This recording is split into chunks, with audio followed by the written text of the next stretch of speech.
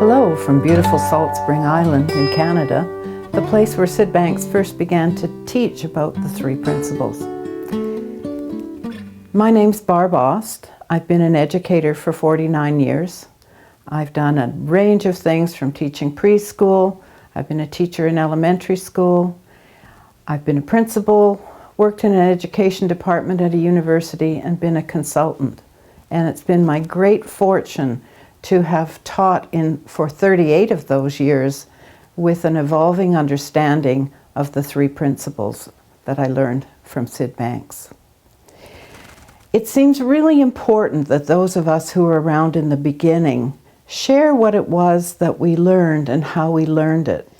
In those early days, the principles didn't have a name.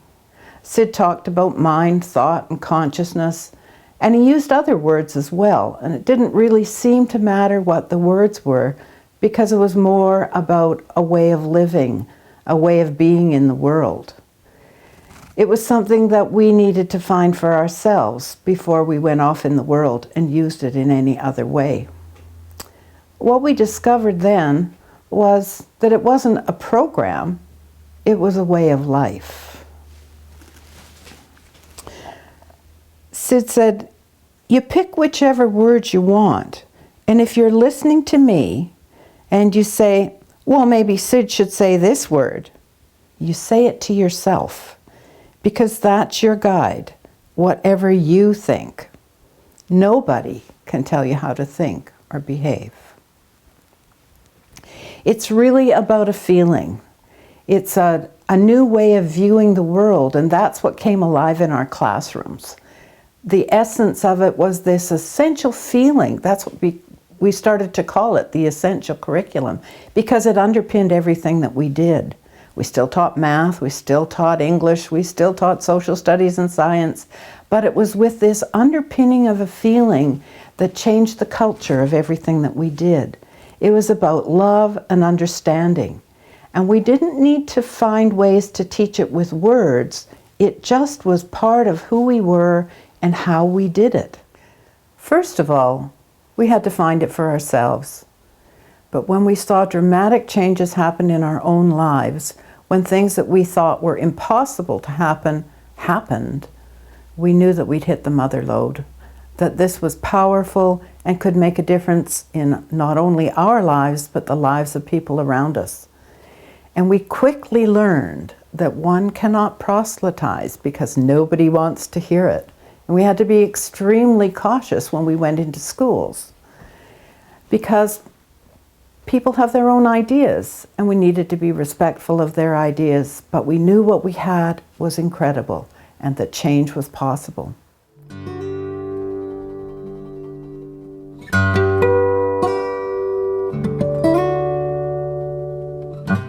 We found if we let each day begin fresh and new, we saw the staff and the parents and the children as fresh every day. It allowed us to move forward. We didn't hold on to what had happened the day before. We saw them as being whole and complete every day. And when you do that with people, it doesn't carry over baggage from the past. It works beautifully. And we found the more that we did that, the less labels we needed to have, the less we needed to look at people with any kind of a pathology, but to see them whole and complete made a huge difference. When we approached it with a calm state of mind, when we were level, when we were patient, when we were able to be there and be open to the children and open to the parents and listen in a deep way, it really changed everything that happened. We all have common sense inside us, and when we trust it, it can be our inner compass. And that inner compass is what we want everybody to have, because then they can rely on what's inside themselves.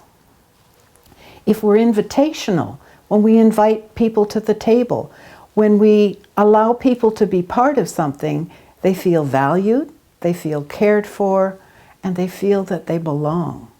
And if you think back to old Maslow's hierarchy of needs, that's one of the most important things that can happen. And being invitational does it.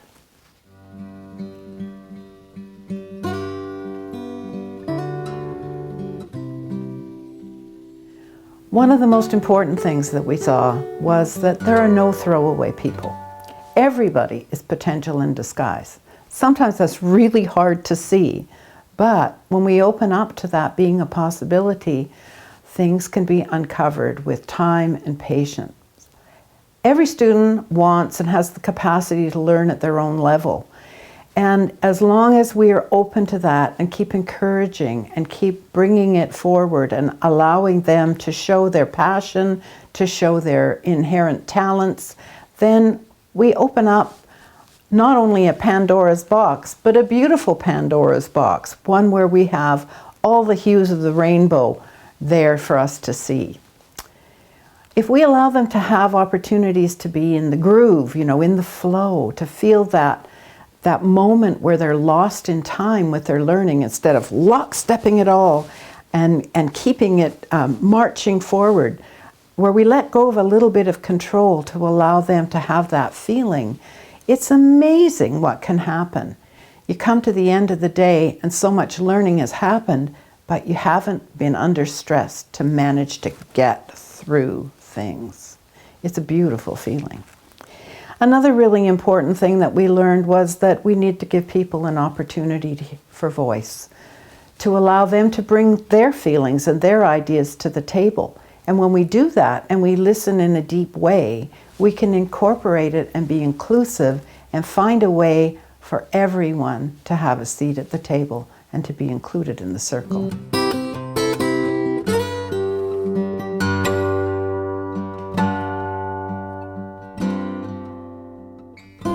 Overarching and underpinning the success in schools lies in nurturing positive and genuine feelings.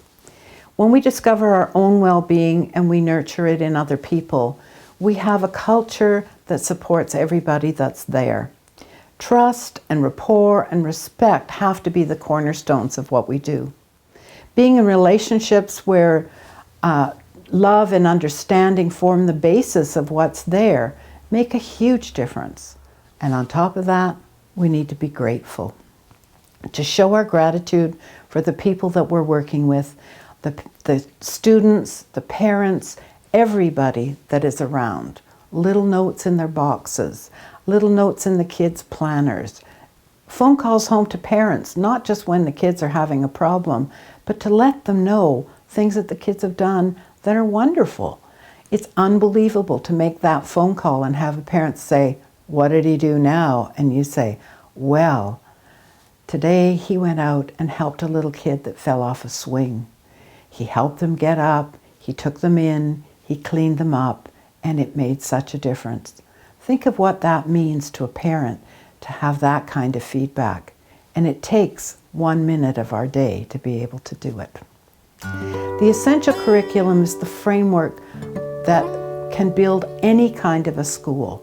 Be it one that's a country school, a big city school, one that's run on a very structured curriculum, or one in a detention home. It's the underpinning, it's the essence, it's the love, it's the understanding. What holds it all together is the feeling. And Sid says it best. It lies within you, and if you can see that, well, it comes with a feeling. Look for a feeling. Never mind the talk. And if you can get that aloha feeling in you, that feeling of love, that feeling of understanding, and you give that aloha feeling away, you give the very essence of life by giving them love and understanding. And when you do that, they feel good. And when you walk away, you feel good. When you realize this, you can stand with pride and say, "I know my profession well. I know how to help people." Let's work together to offer the youth of the world safe havens in which to be truly successful human beings. The solution is here. People are waiting. The world needs this essential curriculum that the 3 principles brings. I wish you the very best of luck in schools, working with the youth that will create the world for tomorrow.